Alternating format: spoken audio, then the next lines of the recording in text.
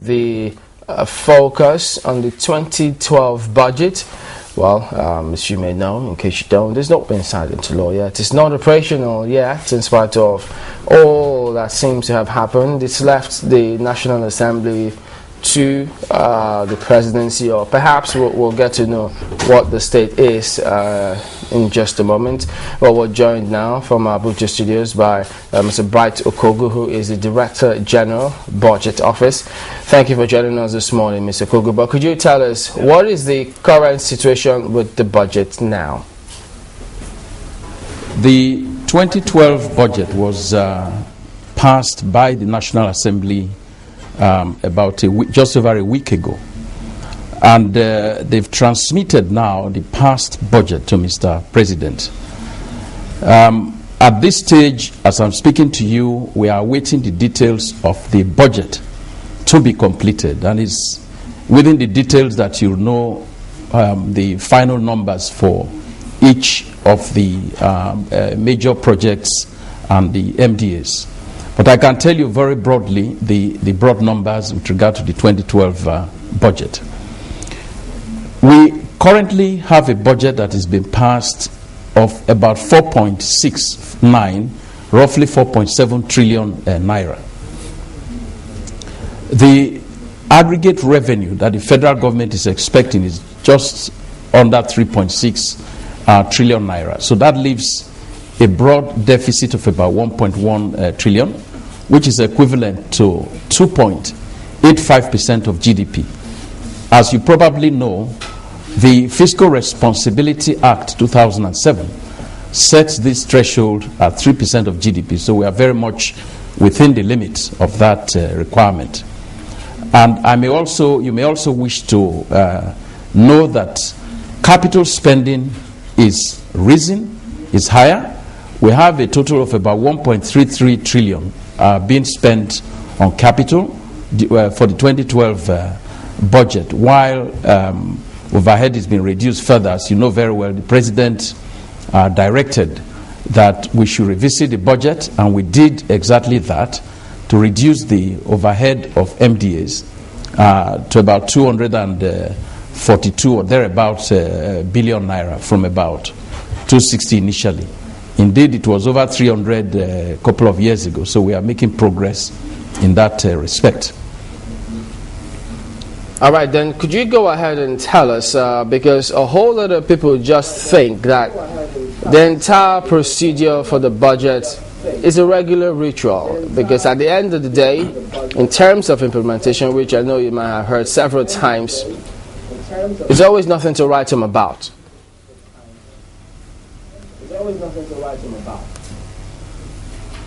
Thank you for asking the question. I've heard that before, correct. You are right in saying that I did. In fact, I've heard people make such comments. But I usually give them numbers, because numbers are better used to explain, these particular situations. In 2007, the aggregate capital that was used in this country was only 492 billion naira. 492 billion naira. It has grown significantly, so that by 2010, what you had was about 938 or thereabout billion. That's more or less like doubling the figure of capital spending.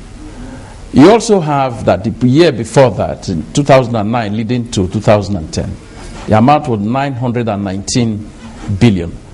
So when you look at these figures, these are not issues of rituals. Yes, I do understand when people feel that they've not been able to see the impact. But we, as the Budget Office, by law are required to do monitoring. And I can tell you that I send my staff, I send civil society, they are joined by civil society and media people on a quarterly basis to go around the country to various capital project sites to report back. So indeed, you do have a difference, you do have implementation going on. It's not as good as perhaps all of us would like to see. But when you see the quantum of increase from just 4 years ago, 5 years ago, to what it is now, I think to say that it's just a ritual is probably a bit unfair. It isn't the case.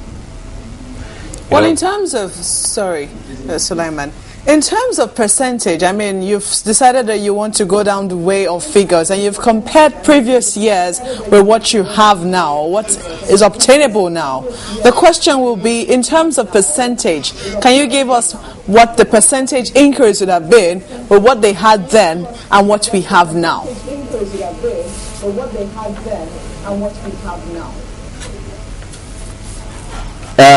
I must say that's a fair point. You are absolutely correct. What I used was the absolute figures of capital budget implementation, which is one way to do it. The other way is to use percentages. There's nothing wrong with using percentages at all, and I will give you also figures. The reason percentages can be a little bit difficult to use for this kind of example is that somehow people think that if you had a total budget capital, say of 500 billion a few years ago, and you did 400, that's 80%. If you now do, if the capital has been jacked up, let's say to 1 trillion, and you do 700, it's regarded as, you've done 70%, which is less than the percentage of the previous scenario. The percentages that we can give to you with regard to the implementation of, let's say, 2010 was something like about 71 or 72% of the total. And why that's important is you may recall that in the 2010 budget, aggregate budget that was passed for capital rose to 1.76 trillion. 1.76 trillion. If you have a 1.76 trillion of capital as passed in the appropriation, and you were able to do, let's say, 900, it gives the impression that the percentage is just, 2/3 or in that broad range. But if you look at it and say that the amount of capital that we did in the original budget sent to the Assembly was, a range of just over 1 trillion, then you will see where the difficulty is in using or relying purely on percentage in terms of the analysis. I will also say to you that if you were to use the 2011 aggregate capital of 1.146 trillion naira as a basis, and you now see that total amount so far, of course, the budget has been extended to March. Total amount that has been expended so far is about 820. So 820 out of about 1.1 trillion. Again, you are looking at a figure in the range of the high 60s. So I'm making the point that from the two angles, there's a necessity to understand that we operate in a democratic environment where obviously the budget is prepared, is sent to the National Assembly as required by law. And sometimes when we get the budget, when eventually it's passed, it's a negotiating process, of course, you may find that the figure maybe goes up beyond a certain level that was originally programmed. Again, I'm not holding brief for the MDAs, the ministries, departments and agencies who may not have done as well as they should. I'm not holding brief for that one. I'm simply saying that in looking at performance, you need to look at both the aggregates, the absolute figures, as well as the percentages. After all, it's the absolute figures that will give you results when you actually come to the to do the consideration. Well, allow me to come in here because performance is quite key here, and this is about the second time Nigerians will be getting this same information that there is actually an extension of 2011 budget to March 2012. Could you expatiate more on that and tell us how much of success we've made so far with the 2011 budget, so that or failure if there is, so that we just avoid all of that for this 2012 budget?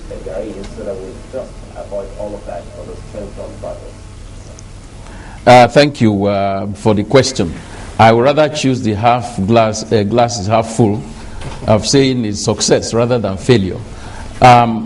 In terms of 2011 budget, just as I mentioned to the lady's question a few moments ago, the actual amount passed in the appropriation was 1.146 trillion. At this time, as I speak to you, yes, you're absolutely correct. By a resolution of the Parliament, the date of completion of the capital spending was extended to March the 31st, 2012. This, therefore, in itself means that MDAs are currently still implementing the capital budget as extended to March 31st. That is correct. That is the correct state of the situation. Now, your question in terms of the success, what I mentioned a few minutes ago was that we, at this point, have done close to 850 out of that particular figure. I can't give you the exact number because March 31st, the numbers are still coming in from the various ministries, and the AGF, my colleague, is still compiling the numbers. But I believe that we are looking at a reasonable figure of implementation. If by the end of March, in a couple of weeks' time, when the figures are all in, we'll be looking to get a minimum of about 74-75% implementation. All right then, but you talked about the implementation committee, which you have set in place some 4 years ago or thereabout. But if that were the case, why was it that the government at the time, in 2009, had to set up what they refer to as Interministerial Budget Monitoring Committee? Because the analysis was that the 2009 budget did not do any better than 2008, and your monitoring committee, if I understand it properly, came up after 2009 or thereabout.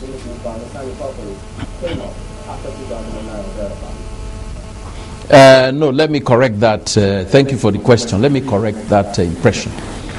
The committee that I referred to is not just a committee that I set up. The fiscal responsibility law requires that we should monitor and report on the implementation of the budget. If you look at section 30 and so on. Now, what I just mentioned is that I send my staff on an ongoing basis. And this did not start just 2009. I send them to the field, go and take a look at capital projects that are being implemented. After, we are the ones releasing the money. We want to know how the money is being spent on these various capital projects. It's required by law, and we do it. Now, the interministerial committee that you mentioned, I'm not aware of an interministerial committee. This, as I mentioned, this is the authority for monitoring the implementation of the budget. Of course, you also have a few other agencies of government that have an interest in looking at one aspect of government policy in totality. And those may not necessarily be capital projects. They may be policies, they may be decisions of the Federal Executive Council and things of that type. So for the budget in particular, we have that mandate, and people go out on a quarterly basis. We brought in civil society and the media just a few years ago to accompany our staff and the other government people, for the simple reason that you want other people to provide an objective analysis of what the situation actually is. So that's where we are with it. Now, we know that, at some point you did mention that the president asked that the 2012 budget be revisited and overheads cut, and that was done and was taken back to the Senate, to the National Assembly. You have said that the executive has received the budget from the National Assembly, but there have been some changes as well. For instance, the benchmark crude price has been increased from, I think, $70 per barrel to $75. You can correct me. I stand corrected on that particular point. And also, they increased it a little again by about 800 billion naira to make room for subsidy inclusion, subsidy for petrol inclusion. Did you not see a need to include that when you took it back a second time? Did you not see a need to include that when you took it back a second time? Thank you for the question. I will correct you only slightly. You almost got everything correct. What we sent to the National Assembly was based on a $70 per barrel benchmark crude oil price. You are correct there. What was approved was $72 per barrel, not 75. Okay. $72 per barrel was the basis for doing this revision and the budget that was passed, which is, I think, is a good thing, because the National Assembly considered it very, very diligently. They worked very hard at it, and we engaged with them a great deal. Eventually, they came up with $72 per barrel. And let me tell you, $72 per barrel that they came up with wasn't frivolous in the sense that people may see it. They used 50 billion out of the roughly 100 billion that is yielded to federal government from this move. They used 50 billion to reduce the deficit. So, on that account, you cannot fault them. And then the balance of about 48 point something billion was used for some other projects that they considered to be important for the economy. So when you look at it, I think it's a positive move. I will explain further when I tell you about the deficit and the borrowing requirement that came out of this. But your point about 800 billion naira for supporting subsidy, it's actually 888 billion naira. We were the ones that sent it in a revised budget. It's not that we did not anticipate it. We sent it once it was realized after the partial deregulation, partial subsidy removal that took place at the beginning of the year. We then went back to redo the numbers, because we obviously knew that the government decided to listen to the voice of Nigerians and to reduce the price of fuel to the public. And for that reason, it was necessary to then go back and do a calculation that would make sure we reflect some money in the budget. And that figure, after a lot of calculation and consultation, was around 888 billion that was now put in the budget. So that was our own initiative. When we did a revised budget, because we cut some of the other spending items, what we call administrative capital. You know, people wanted to buy refrigerators and so on. Okay, allow us come in here, because in 4 days' time, this same match date will be over. Who exactly is keeping the budget? Not the executive arm or the legislative arm? Not the executive arm or the legislative arm. Thank you. Nobody is keeping the budget in the way you put it. What is happening, as I tried to explain earlier, is that the 2012 budget, by the way, is already being implemented. Let me make that very clear.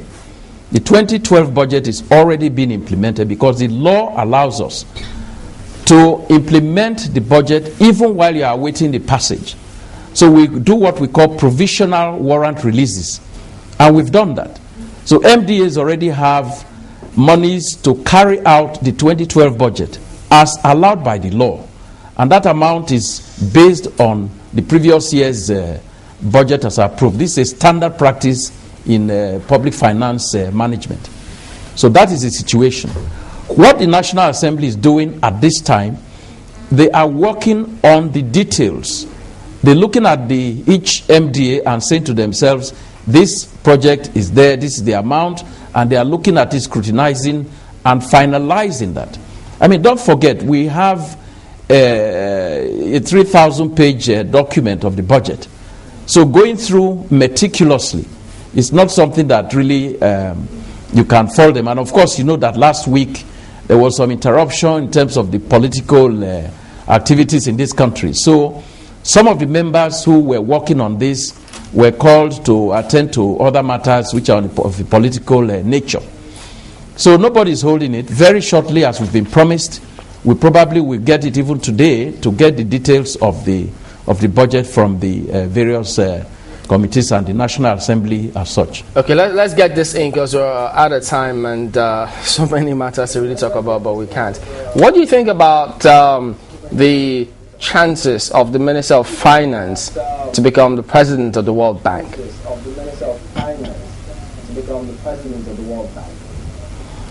Oh dear, you're trying to put me on the spot there, gentlemen and lady. Let me say that from what I know of Dr. Ngozi Okonjo-Iweala, she's easily the best candidate for this position among the 3 people who are been nominated. I know that because her work experience in that regard and all the years of doing all of these things, you really cannot match that. As managing director, she was number 2 in the World Bank hierarchy, which essentially meant that she was most of the policies, a lot of the day-to-day running of the place were things that were left for her to do. And the outgoing president relied so much upon her that essentially you would say she was running a lot of the policies and programs of the World Bank. So I'm very, very confident that she's the best candidate. I don't know, of course, there is a bit of politics when it comes to eventual voting for the candidates on the board. But if it is based purely on merit, even the members of the board, based purely on merit, she will come out on top. I can tell you that.